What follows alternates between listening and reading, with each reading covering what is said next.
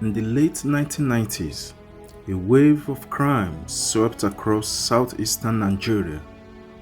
Armed robbery, kidnapping, and murder were rampant. The police seemed powerless, and people lived in fear. Out of this chaos, a new force emerged, a group of young men who took justice into their own hands. They were known as the Bakassi Boys. The Bakassi Boys began in Aba, Abia State, as a vigilante group formed by traders at the Area International Market. Fed up with constant attacks, they decided to fight back, armed with machetes, guns, and a belief in their own mystical powers. They hunted down suspected criminals. The Bakassi Boys gained incredible popularity very quickly. In areas where they operated, crime rates plummeted. People who had lived in constant fear suddenly felt safe. They were seen by many as heroes, a solution to a problem the state couldn't solve. Their methods were brutal and swift. They believed they could identify a criminal by placing a silver-colored machete on a suspect's chest, and if the machete turns red, it was a sign of guilt and the person were often executed on the spot. This jungle justice was often carried out in public, with beheadings and mutilations. One of their most famous targets was Eddy, a self-proclaimed prophet and occultist who was accused of kidnapping and ritual killings. After a long hunt, the Bakassi Boys captured and publicly beheaded him. Another notorious criminal, Derico Nwamama, who was said to be responsible for the death of over 100 people, was also captured and executed by the group.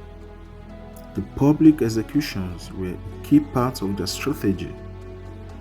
It sent a clear message to criminals, but it also normalized the level of violence that was deeply disturbing.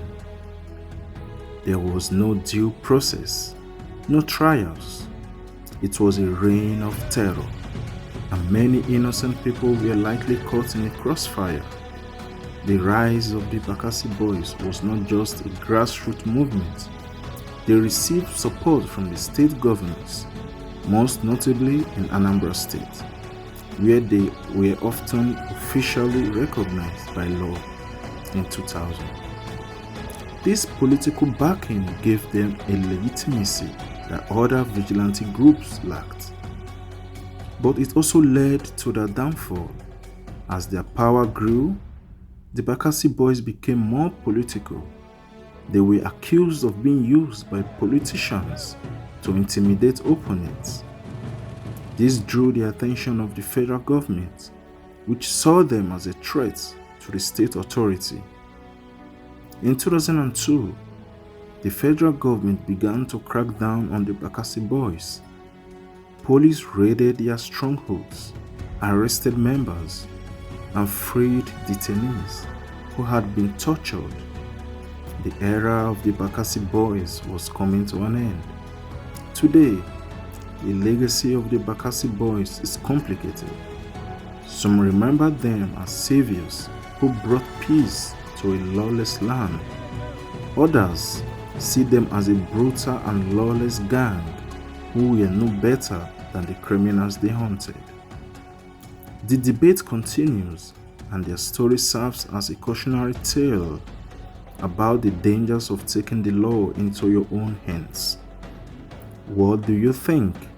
Were the Bakassi Boys heroes or villains? Let us know in the comment section below, and see you in another video.